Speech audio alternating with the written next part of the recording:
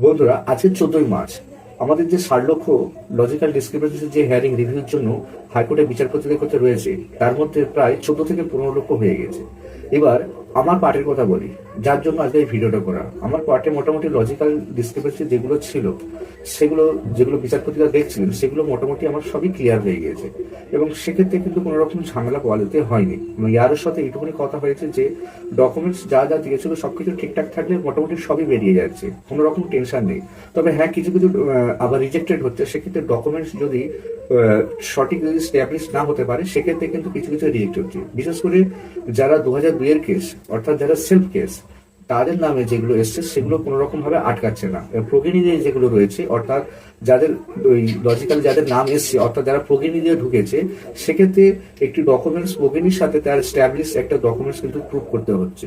সেটা আধার কার্ড হতে পারে বা কোনো 13টা ডকুমেন্টসের মধ্যে যে কোনো একটা ডকুমেন্টস হতে পারে। সেক্ষেত্রে তার প্রুফ হয়ে গেলেই তাহলে সেক্ষেত্রে কিন্তু ছেড়ে যাচ্ছে। এবং এক্ষেত্রে আরো সাথে যেটুকুনি কথা হলো সেটুকুনি শেয়ার করছি যে মোটামুটি বিচারপতিরা দেখছে, শক্তভাবেই দেখছে। তবে ডকুমেন্টসটা মোটামুটি তাদের কাছে স্ট্যাবলিশ দেখবে। যদি ধরুন আমি আমার ঠাকুরমাকে দেখেছি বা আমি আমার দাদুকে দিয়ে দেখেছি, সেক্ষেত্রে দাদুর সাথে আমার তো রিলেশনটা পাওয়াটা মুশকিল। সেক্ষেত্রে দাদুর সাথে মায়ের রিলেশন একটা দেখাতে হবে, বা দাদুর সাথে বাবার রিলেশন দেখালাম, বাবার সাথে আমার রিলেশন দেখালাম। এইভাবে আমাকে একটা স্ট্যাবলিশ ডকুমেন্টস যেন আমাকে স্ট্যাবলিশ করতে পারি।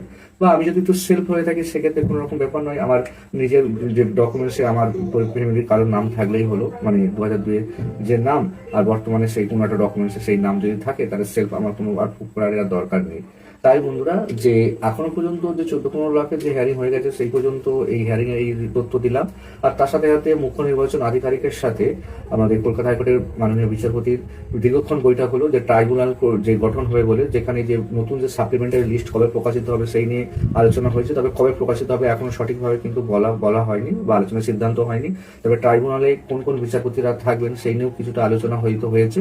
এবং তার সাথে সাথে যে সাপ্লিমেন্টারি লিস্ট যেটা বের হবে, সেই সাপ্লিমেন্টারি লিস্ট কিভাবে বের হবে।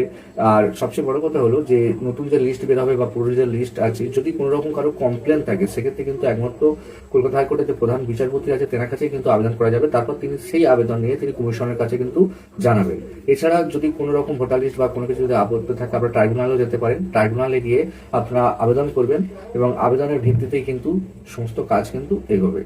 তবে হ্যাঁ, আপনারা যাদের ডিলিট অপশন এসছে, অবশ্যই কিন্তু যারা বারবার বলছি ডিও অফিসে যোগাযোগ করুন। অনেক জায়গায় বিডিও অফিসেও কিন্তু এই আপনাদের ডিলিটের যে কাগজপত্রগুলো জমা নিচ্ছে। তবে আমার মনে হয় সঠিকভাবে তথ্য কিন্তু আপনারা ডিও অফিস থেকে একবার নিয়ে আসুন। আর অবশ্যই বিও লেভেল এর সাথে কন্ট্যাক্ট রাখুন।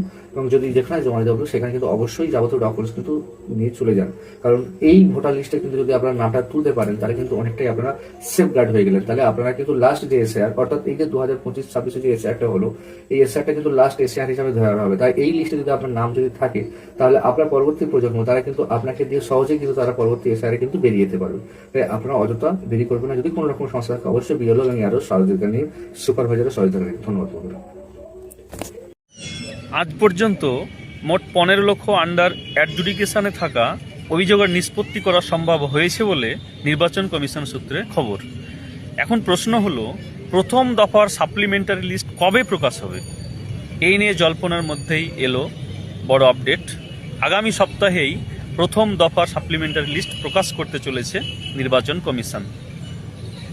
তবে এরই মধ্যে ভোট ঘোষণা হয়ে গেলেও রিভিউয়ের কাজ চলতে থাকবে বলে জানিয়েছে কমিশন।